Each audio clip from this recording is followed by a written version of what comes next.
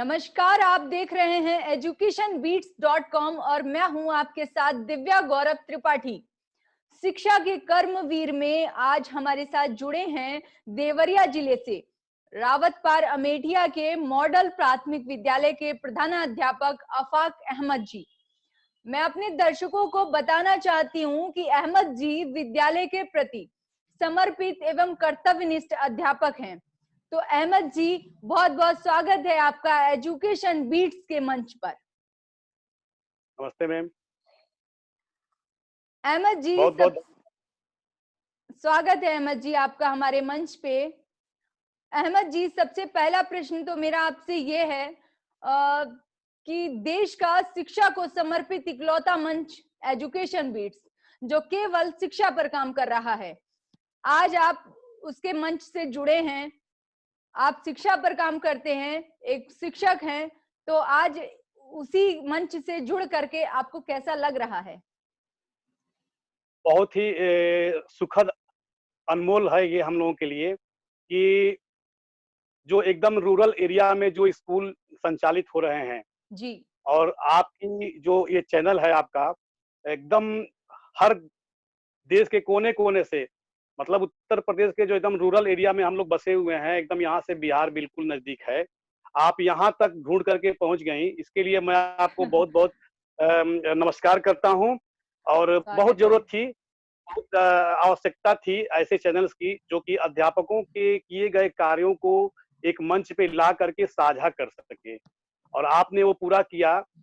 वैसे तो मैं बहुत सारे लोगों का देखता हूँ आपके द्वारा बहुत ही अच्छा, मतलब काफ़ी चुन-चुन के आपने उठाया है जी। कि इनका दिखाना चाहिए चैनल के माध्यम से, लोगों को दिखाना चाहिए, संदेश देना चाहिए। तो बहुत ही अच्छा है, बहुत बढ़िया प्रयास है और इसके लिए मैं आपको स्वा बारंबार बधाई देता हूँ। स्वागत है अफाक जी हमारा आप इस मंच पर आपका। और सबसे पहले तो एक चीज़ मैं आपसे ये जानने की कोशिश करूँगी कि जैसा कि हम आपके अगर विद्यालय को देखते हैं तो वाक़ई तबीयत खुश हो जाती है। मतलब एक सरकारी विद्यालय को के बारे में ऐसा तो लोग सोच भी नहीं सकते हैं और मैं तो चाहूँगी कि वो सारे लोग आपके विद्यालय को देखें, जिनके मन में ये सोच बनी हुई है कि अगर मैं उनसे कहूँ कि आप अपने बच्चे को सरकारी विद्यालय में क्या एडमिशन करवाएँगी? तो उनका सीधा-सा मकसद एक यही है, वो जवाब यही मिलता है कि नहीं, मेरा बच्चा तो प्राइवेट में जाएगा। लेकिन आपने इन सब को नकार दिया और एक ऐसा बदलाव किया है अपने विद्यालय में कि लोग मजबूर हो जाएँगे एडमिशन करवाने के लिए। भई सरकार हमें हर एक चीज़ दे रही है, लेकिन शिक्षा वो तो शिक्षक ही देते हैं। तो आप उन सब शिक्षकों के लिए मिसाल बन गए हैं, जो वाक़ई बहुत अच्छा काम कर रहे हैं। इसके लिए फिर से मैं आपका तारीफ़ करती हूँ, स्वागत करती हूँ। तो सबसे पहले मैं आपसे जानने की कोशिश ये कर रही हूँ कि आपने अपने स्कूल की ये जो बदली हुई तस्वीर है, कैसे बदला? क्या बहुत सारा संघर्ष भी रहा होगा इस बदलाव में, तो हमें पूरे संघर्ष की अपनी वो दास्तान हमें सुनाएँ, बताएँ हमारे दर्शकों को। मैम, मैं आपको बताना चाहता हूँ कि मेरी जी, प्रथम जॉइनिंग 15 दिसंबर 2008 को हुई थी और मेरे मूल गाँव में हुई थी, जी, क्योंकि जगह बहुत खाली था और शिक्षक की बहुत आवश्यकता थी। जी, तो जिस दिन मैं जॉइन किया उसके ठीक 9वें दिन, समझ लीजिए 10वें दिन, 9 दिन पूरा होने के बाद 10वें दिन मुझे इस विद्यालय पे शिक्षक विहीन होने की स्थिति में व्यवस्थित किया गया खंड शिक्षा अधिकारी के माध्यम से जी, और मुझसे कहा गया कि इस विद्यालय में कोई शिक्षक नहीं है, आप यहाँ योगदान देना शुरू कर दें।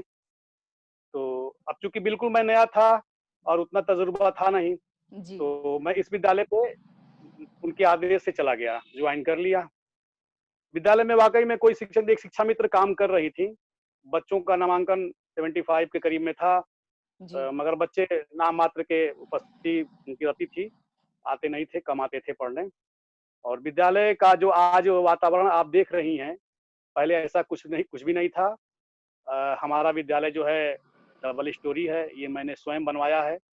जी, और जब विद्यालय में जॉइन किया तो बहुत सारी समस्याओं का सामना करना पड़ता था। एक तो विद्यालय सुरक्षित नहीं था, बाउंड्री वॉल नहीं थे और सबसे पहले मैंने अपने विभाग से विद्यालय को सुरक्षित रखने के लिए बाउंड्री वॉल का डिमांड किया, जिसकी वजह से जी, विद्यालय सुरक्षित रहे। तो मेरे अधिकारी मुझे मानते थे, मेरे काम से खुश थे, प्रयास मेरा जो शुरू हुआ उन्होंने तुरंत हमें बाउंड्री वॉल दिया और बाउंड्री वॉल कराने के बाद विद्यालय के भौतिक परिवेश पे मैंने काम करना शुरू किया। हमने ये सोचा कि सभी लोग ये करते हैं, तमाम तरह की व्यवस्थाएँ करते हैं, हम क्यों ना जी, पहले बिल्कुल। भौतिक परिवेश को सुधारें अपने, बिल्कुल। ताकि बच्चों का गार्डियन का जो गार्डियन के मन में विडंबनाएँ हैं, उसको मैं दूर करने के का प्लानिंग किया। तो हमें धीरे-धीरे सफलता भी मिली। डोर टू डोर मुझे सर्वे करना पड़ा, गार्डियन को मोटिवेट करना पड़ा और विश्वास दिलाना पड़ा कि आप अपने बच्चों को भेजिए, हम शिक्षक के रूप में आए हैं, काम करेंगे, पढ़ाएँगे। और उस वक़्त हमारे पास एक कुछ दिन के बाद एक और शिक्षक मिले हमको। तो दोनों लोग मिल कर के हम लोग विद्यालय को सुचारू रूप से चलाने का काम किए। एक आदमी परमानेंट गाँव में घूमता था, अभिभावकों से संपर्क करता था। मैम, मेरे इस छोटे से प्रयास से अभिभावकों ने जो मुझ पे विश्वास किया, जी। अगले ही साल नेक्स्ट ईयर 2009-10 में मतलब 150 नामांकन न्यू नामांकन का रिकॉर्ड तोड़ा मैंने और मेरे विद्यालय में अच्छी खासी संख्या हो गई। बीच-बीच में टीचर लोग आते थे, लेकिन थोड़ा-सा उनको मेहनत करने के लिए कह दिया जाता था, तो तुरंत वो ट्रांसफ़र करा के उस वक़्त आसानी से ट्रांसफ़र भी हो जाता था, मनचाहा, अच्छा। हट जाते थे, मेहनत करना पड़ रहा है।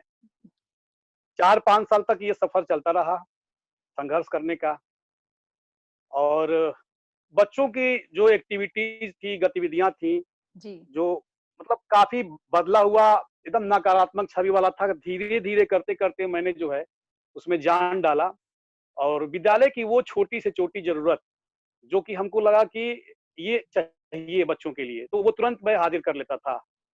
अच्छा, यहाँ ये तक कि कैसे आप हाज़िर करते थे? जैसे आप कह रहे हैं कि डब आज विद्यालय आपका डबल स्टोरी है और जैसे आपको बहुत सारी चीज़ें मतलब ज़रूरत रहती होंगी कि बाउंड्री तो चलिए बनवा दी गई।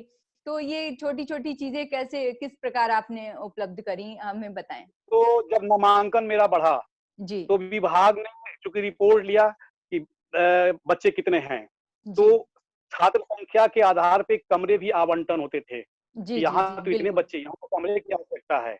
जी। तो इस हिसाब से मुझे 5 कमरे मिल गए बनाने के लिए। तो नीचे जगह कम पड़ रहा था तो मैंने ऊपर बनवाया, ऊपर वो भी बनवा बाकायदा लिया। परमिशन करके। हाँ, चलिए। उसके लिए बहुत मेहनत करना पड़ा था कि मतलब नहीं कमरे तो बनेंगे, जेईई साहब तमाम लोग सब लोग अपना आ करके हुँ। इंस्पेक्शन किए, कहे कि नहीं बन जाएगा इस पे, बहुत अच्छा बना है। और चलिए। काफ़ी सहयोग रहा हमारे अधिकारी गण लोग जो भी मतलब जिले के थे, चाहे ब्लॉक के थे, उन्होंने भरपूर मेरा सहयोग किया। और मैं अपने 2-3 खंड शिक्षा अधिकारी लोग हैं मतलब जो मतलब अपने एक परिवार के मुखिया इस रहते थे, कोई भी बात होती मैं उनसे शेयर करता था, वो लोग मदद जी। करते थे हमारी। जी। हर अच्छा तरीके से अहमद मदद करने के बाद अहमद जी ये बताइए कि वैसे तो जब विद्यालय की स्थिति अच्छी नहीं थी, तो जो गाँव के लोग होंगे, तो वो अपने बच्चों को तो भेजने के लिए जल्दी तो नहीं तैयार हुए होंगे। तो आपका क्या तरीका था, वो किस तरीके से आपने पेरेंट्स को तैयार किया स्कूल बच्चे एकदम इतनी भारी संख्या में अगर एडमिशन हुआ है, तो ज़रूर बताएँ हमारे उन शिक्षकों को भी जो बिल्कुल, ये कहते हैं हमारे यहाँ बिल्कुल। बच्चे ही नहीं आते हैं। बहुत पहले की बात है।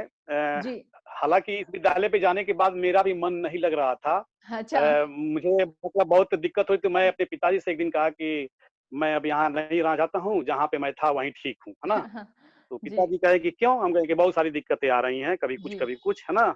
जी, तो उन्होंने कहा कि घबराया नहीं जाता है और एक स्टोरी उन्होंने बताया कि तुम्हारे दादा हमारे दादा का नाम स्वर्गीय अब्दुल मजीद था जी, जी, और तुम्हारे दादा उसी गाँव में शिक्षक हुआ करते थे और तुम्हारी पैदाइश से पहले उनका डेथ हो गया था, रिटायर्ड हो चुके थे तो वो मतलब जब वो शिक्षा देने का काम उस वक़्त करते थे, तो पूरे गाँव में उनकी एक अलग छवि बनी थी।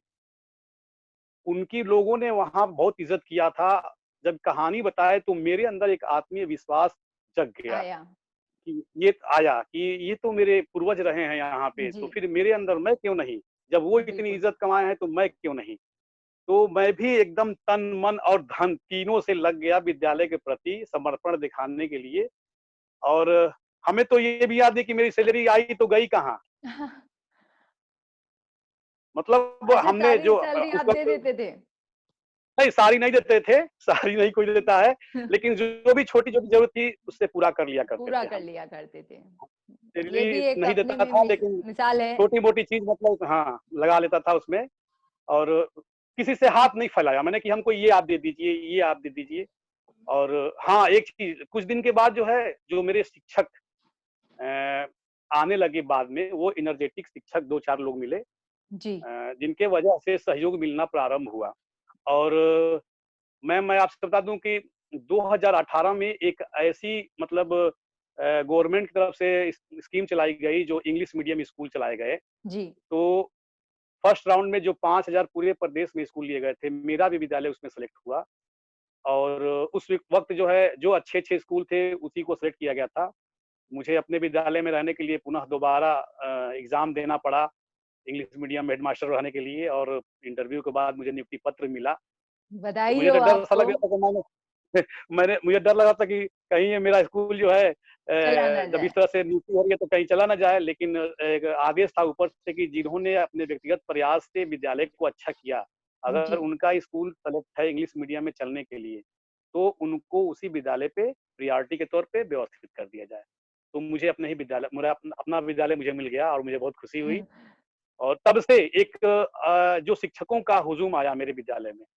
इस वक़्त मेरे पास 5 सहायक अध्यापक हैं, जी। जो काफ़ी एनर्जेटिक हैं, और जी। इन लोगों ने जो मेरे साथ एक नहीं होता है पारस्परिक संवाद करके विद्यालय को कैसे आगे डेवलपमेंट करना है, कैसे बढ़ाना है हमको, तो भरपूर सहयोग मिला, जिसकी वजह से आज मैं विद्यालय पे इस मुकाम पे पहुँचा हूँ। इससे ज़्यादा मैं अपने में नहीं कुछ कह सकता, लेकिन शिक्षकों की बदौलत मैं आज इस मुकाम पे पहुँचा हूँ।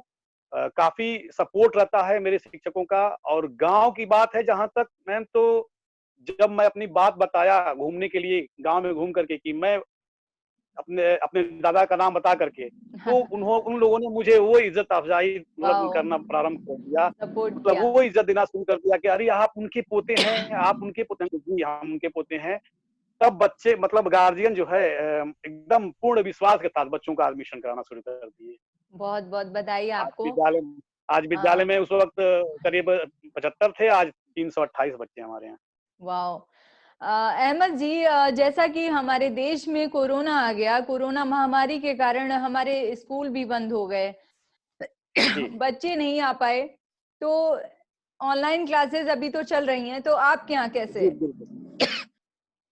तो कोरोना काल में जो हम लोग सामने समस्या आई, उसका सामना करना पड़ा। और हमारे स्कूल में मैम जो है, पहले से ही ग्रुप बना हुआ है जी। अभिभावकों का।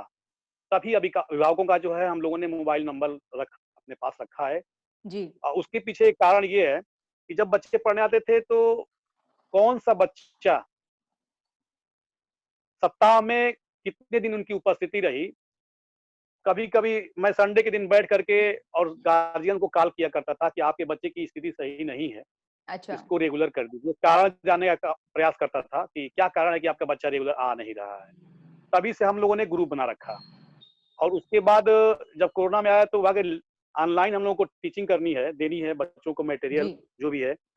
तो हमारे यहाँ चूँकि स्मार्ट टीवी सब है, स्मार्ट क्लास वगैरह सब चलता है, और दीक्षा ऐप से हम लोग काफ़ी कुछ हद तक उस बच्चों को प्रोवाइड करा देते हैं। तो रिकॉर्ड कर के मैंने ग्रुप में डाल अपने टीचर्स, अब तो टीचर अपने-अपने क्लास का अलग-अलग बना लिए हैं, ग्रुप जो है। और एक कंबाइंड ग्रुप भी है मैसेज के लिए।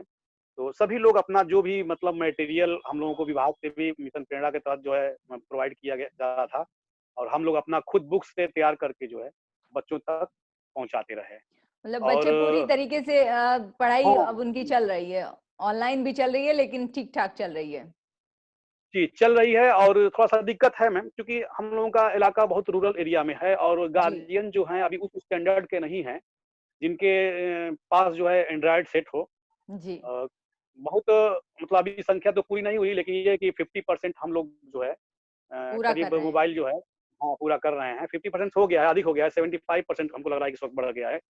चूँकि हम लोग घूम करके ये दीक्षा ऐप और रीड अलोंग ऐप जो हम लोगों को आदेश हुआ था, जी। डोर टू डोर करके मतलब उसको उनके मोबाइल में अपलोड करना, तो ये भी काम किया गया, तो इससे उनके अंदर जागरूकता बढ़ी कि सर लोग जो है आ रहे हैं घर पे, इतना मेहनत कर रहे हैं, तो हम लोग बता दें बस आप थोड़ा-सा आधे घंटे ही समय दीजिए, जो हम लोग भेज रहे हैं बच्चों को दे दीजिए देखने के लिए, मोबाइल बिल्कुल। थोड़ा-सा उनके पास जाए, ताकि बच्चे सीखें। अहमद जी, जैसा कि ऑनलाइन क्लासेस चल रही हैं, बच्चे पढ़ाई कर रहे हैं, लेकिन आपको क्या लगता है कि ऑनलाइन क्लासेस में बच्चे पढ़ाई तो करते हैं, पर इसी के साथ वो मोबाइल एडिक्टेड भी होते जा रहे हैं। क्या लगता है कि इससे बच्चों पर पड़ने वाले दुष्प्रभाव जो हो हैं, तो उन्हें कैसे रोक सकते हैं हम लोग? जी मैम, अभी बच्चे हैं, चूँकि बहुत सारे इसके इफ़ेक्ट्स भी हैं। ऑनलाइन की परंपरा जो जी, शुरू हुई है, हम इससे सहमत नहीं हैं। लेकिन मजबूरी है हम लोगों के सामने कि उनको चूँकि स्कूल आना नहीं है, बिल्कुल, तो इससे बेहतर कुछ मतलब और चीज़ नहीं सूझा। और चूँकि बच्चा चूँकि मोबाइल लेकर के हमेशा देखेगा, बिल्कुल, तो उसकी आँख पे असर पड़ेगा। काफ़ी दिक्कत होगी। छोटे बच्चे हैं, बच्चों को इतना मोबाइल के मतलब उसमें जो है, हालाँकि मोबाइल तो बनाया गया जो सर्विस करता है, जो वो करता है, अपना बिज़नेस करता है उसके लिए, है ना? बिल्कुल। ज़रूरत पड़ने पे, लेकिन बच्चों के लिए मोबाइल नहीं था अभी बिल्कुल। लेकिन अब ऐसी समस्या थी देश के सामने कि इसके अलावा कोई विकल्प नहीं था। तो बहुत हम इस पे मतलब वो नहीं है, फ़ोर्स नहीं करते हैं हम लोग कि हर बहुत से गार्जियन चले जाते हैं, सर हमारे पास तो है नहीं। हम कहें ठीक है, कोई बात नहीं है, हम आपको कुछ पेपर पे स्कूल भी आ जाते हैं कभी-कभी, तो पेपर पे ड्राफ्टिंग अच्छा, करके तो दे दिया उनको जाता है कि वर्कशीट क्या के है। माध्यम से आप पढ़ा रहे हैं। हाँ, वर्कशीट माध्यम से, जी। हम लोग हमारे टीचर जो है क्वेश्चन सॉल्व करके दे करके उनको और वापस उसमें सेंड भी कर देते हैं कि लीजिए आप इस तरह से हम ऐसे करेंगे। आपने ऐसे कर रहे लेकिन जो है कुछ लोग आ भी जाते हैं कि सर ज़रा ये वर्क दे दीजिए हम लोगों को, मतलब बुलाया जाता है फ़ोन करके कि हैं। आप जी, लोग आ जाइए। छोटा वाला मोबाइल है उसमें कहाँ जाएगा, तो जी, आ भी जाते बिल्कुल। हैं हम लोग और चलिए टीचर बहुत के अच्छा। कॉन्टैक्ट में रहते हैं हम लोग। आप पढ़ा इसी तरीके से अपने विद्यालय में जो पढ़ा शिक्षा व्यवस्था है उसको बेहतर कर रहे हैं और पढ़ा रहे हैं, ये वाक़ई अच्छा लग रहा है मुझे आपसे जुड़ करके। अहमद जी, जैसा कि मुझे जानकारी मिली है कि आपने एक अभियान की शुरुआत की है, जिसका नाम है स्कूल चलो अभियान, जिसे लेकर आपने अपने स्कूल में ज़्यादा से ज़्यादा बच्चों का एडमिशन करवाया। तो मैं चाहूँगी कि हमारे मंच के माध्यम से आप उन सभी शिक्षकों को एक संदेश दें कि जो वो ये कहते हैं कि बच्चे क्या है, यहाँ की व्यवस्थाएँ देख करके वो अपना एडमिशन ही पेरेंट्स करवाते हैं। तो आप उन शिक्षकों से क्या संदेश देंगे कि जैसे आपने इस अभियान के माध्यम अपने विद्यालय में इतने ज़्यादा एडमिशन करवाया है, तो वो शिक्षक भी अपने विद्यालय में एडमिशन करवाएँ ज़्यादा से ज़्यादा संख्या में, ताकि ये जो प्राइवेट स्कूल की जो जी। समस्याएँ आती हैं, समाप्त हो जाएँ। जी, बिल्कुल। मैं इस संबंध में कहना चाहूँगा मैम जी, कि नौकरी बड़ी भाग्य से मिलती है और टीचर बनने का बिल्कुल। सौभाग्य सभी को नहीं प्राप्त होता है। सही कह रहे हैं, एकदम टीचर सही। बन जाना टीचर बन जाना और टीचर बन के एक फ़ॉर्मेलिटी की तरह से नौकरी करना, सिग्नेचर करना, बाकी अपने काम में लीन हो जाना, हम उन गरीब बच्चों के प्रति जो वे मतलब संवेदना है हमारी जो है, कि कैसे उनको शिक्षा दी जाए। बिल्कुल, लोग कट रहे हैं, आज भी अभी भी है, बहुत सारी चीज़ें हैं, बहुत सारी मन में विडंबनाएँ हैं। कुछ लोग पढ़ाना नहीं चाहते, बच्चों से तालमेल नहीं बनाना चाहते। वो आए बहुत सारे स्कूल हैं, आते हैं, चले जाते हैं, लेकिन हम लोगों के यहाँ ऐसा नहीं है।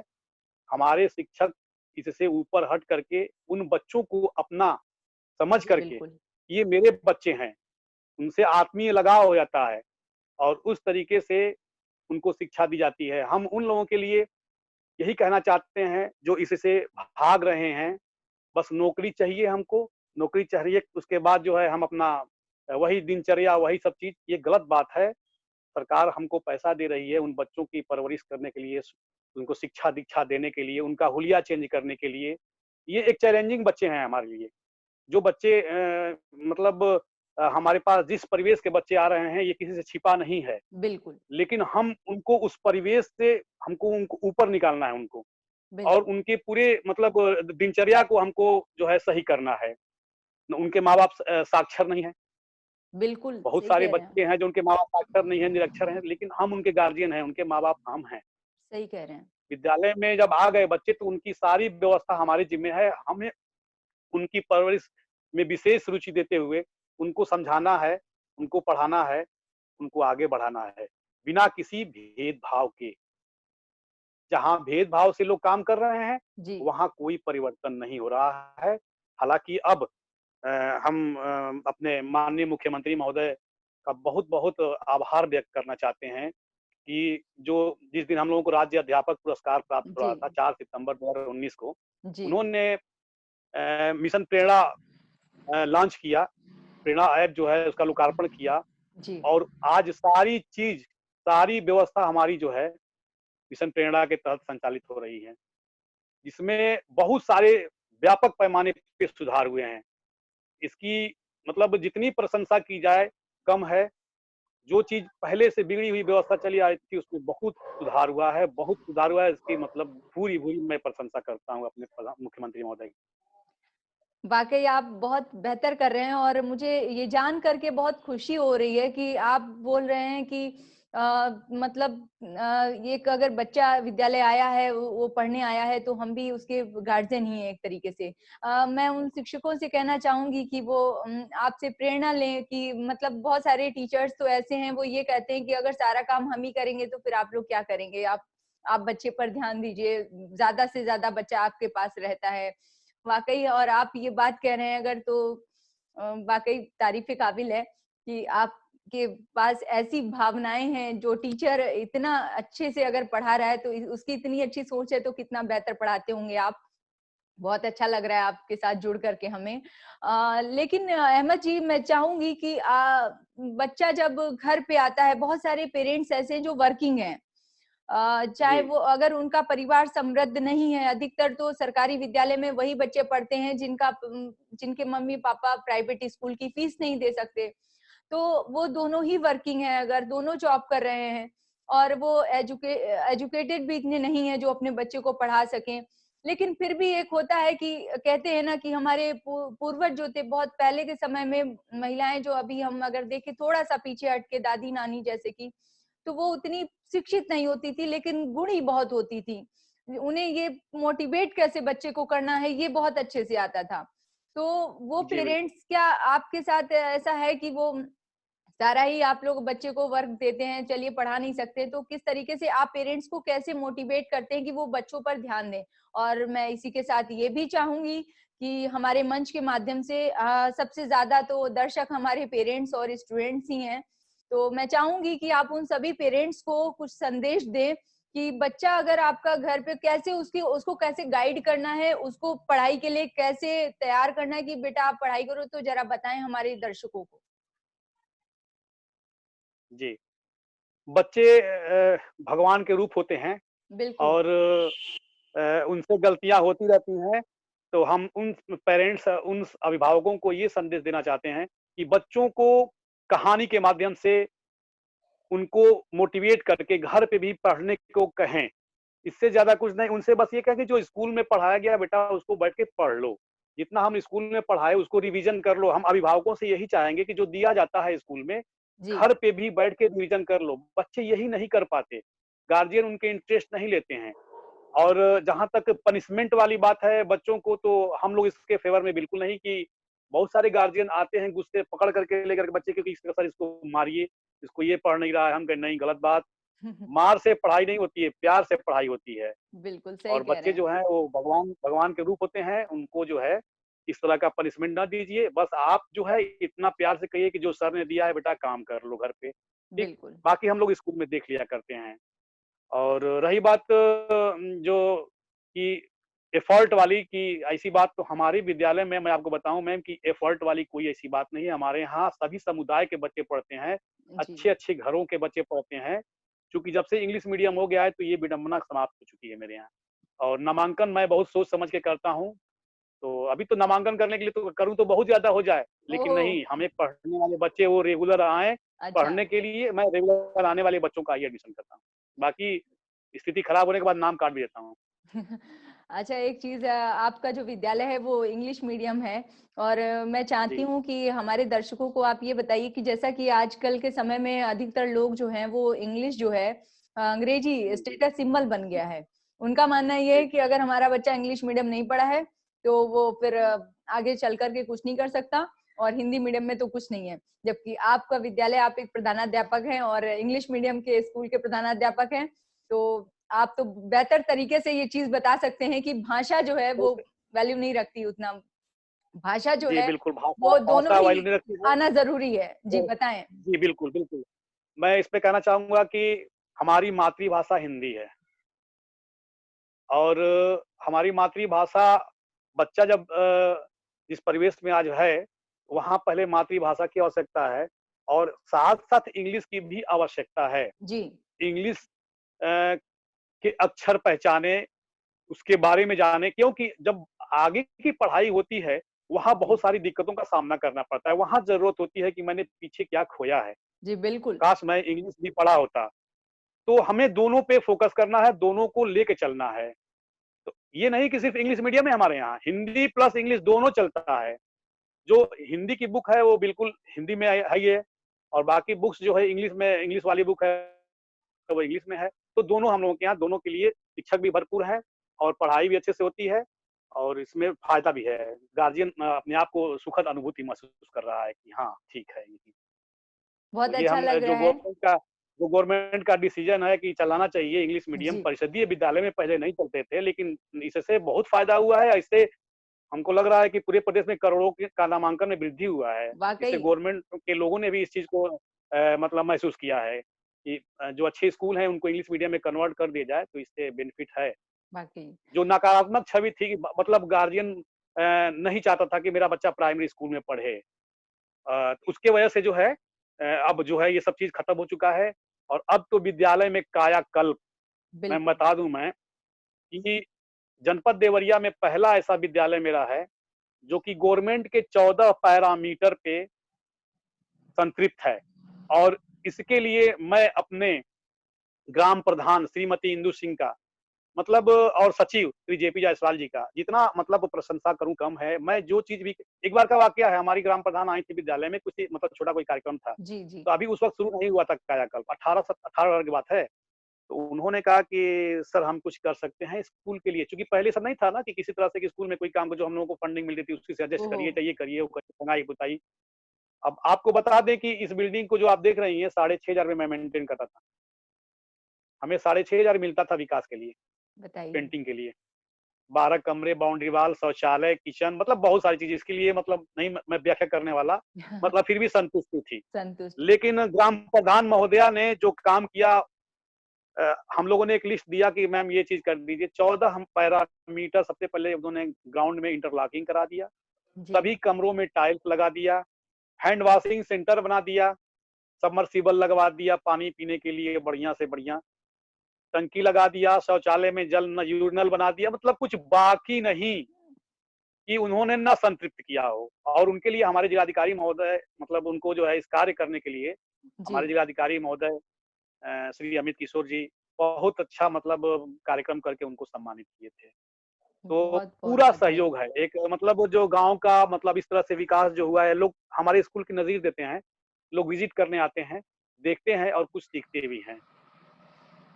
मेरा एक आखिरी सवाल है अहमद जी आपसे कि जैसा कि हम मानते हैं कि हमारे समाज में हमारे मतलब हमारे जो समुदाय है हमारा, तो वहाँ लोगों में सरकारी स्कूलों को लेकर के एक नकारात्मक भावना है।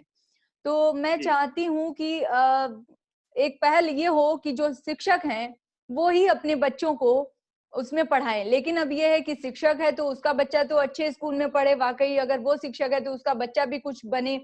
लेकिन तो उस शिक्षक को प्रयास करना चाहिए ना कि वो उस विद्यालय को बेहतर बनाए जैसा कि आपने बनाया और एक पहल वही करे तो ये इस राय में आप कहाँ तक सहमत होंगे कि जब वो खुद शिक्षक अपने बच्चों को पढ़ाएगा, हर सरकारी व्यक्ति अपने बच्चे को सरकारी विद्यालय में पढ़ाए, तो जो अन्य लोग हैं वो भी अपने बच्चों को वहाँ पे पढ़ाएँगे और तब आप कह भी सकते हैं कि सभी के बच्चे पढ़ रहे हैं। तो इस बात से आप कितना सहमत हैं? बताएँ। जी, हमें सहमति है, लेकिन इसके पीछे बहुत सारी विडंबनाएँ हैं। विडंबना ये है कि इसमें हमको प्रशासनिक तौर पे लोगों का सहयोग प्राप्त होना चाहिए। जो भी प्राइमरी के टीचर हैं, अगर जी। उन पे ये ज़िम्मेदारी दे दी जाए कि उनका बच्चा प्राइमरी स्कूल में ही पढ़ेगा, जी, बिल्कुल। तो शायद इससे विद्यालय और भी अच्छा कर दे। और अब भी अच्छे होंगे। अपना बच्चा पढ़ेगा तो हमें टेंशन रहेगा कि हमें तो मेहनत करनी पड़ेगी, मेरा भी तो ये बच्चा यहीं पढ़ रहा है, बिल्कुल। हम क्यों इधर-उधर जाएँगे? हमारी बहुत लायबिलिटी बढ़ गई। तो इसके लिए स्ट्रिक्ट होना पड़ेगा गवर्नमेंट को और कड़ाई से पत्र लिखना पड़ेगा जिसका मतलब जो जिनके जितने बच्चे हैं, उनको एडमिशन करवाने के लिए मजबूर करना पड़ेगा, तब विद्यालयों की स्थिति और सुधार होगी। चलिए। और मैं बताना चाहता हूँ मैम कि आज मैं जो कुछ कर पाया हूँ जी, जी। विद्यालय में, एक इसके पीछे एक और कारण ये है कि जो नौकरी जॉइन करने के बाद जो है हम अ, एक मंच है हम लोगों का शिक्षकों का, हाँ जी। मिशन संवाद। जी, जी, मिशन मिशन शिक्षण हाँ, हाँ। संवाद जो है जी, जी। हमारा एक मंच है जो 75 जनपद में काम करता है जी, जी। और जनपद देवता का मैं एडमिन हूँ और हमारे पास भी कम से कम शिक्षकों का बहुत सारा 200-250 शिक्षकों का उस ग्रुप में मतलब वो लोगों को शेयर किया जाता है, बातें रखी जाती हैं। जी। उसमें कुछ पॉइंट हैं जो कि जिस पे हम लोग काम करते हैं। जी, पहला जी। पॉइंट्स उसमें है मैम परिवेश। जी। परिवेश परिवेश का मतलब ये हुआ कि हम सबका यथासंभव प्रयास होगा कि विद्यालय के परिवेश को आकर्षक और सकारात्मक ऊर्जा का केंद्र बनाने के लिए आपसी सहयोग और जन सहयोग से सदैव प्रयासरत रहेंगे। दूसरा पॉइंट्स है मैम पढ़ाई। पढ़ाई में ये हम कहेंगे कि विद्यालय और शिक्षक की पहचान पढ़ाई को किसी भी परिस्थिति में प्रथम कार्य समझते हुए गुणवत्तापूर्ण शिक्षा बनाने के लिए प्रयासरत रहेंगे क्योंकि शिक्षण ही शिक्षक का अस्तित्व होता है। इसलिए शिक्षा के उत्थान के लिए हम सब अपने प्रयास एक दूसरे से अवश्य साझा करेंगे। बिल्कुल। तीसरा है मेरा प्रचार। कहना है मैडम कि प्रचार जब हम काम करेंगे तो प्रचार की आवश्यकता होती है।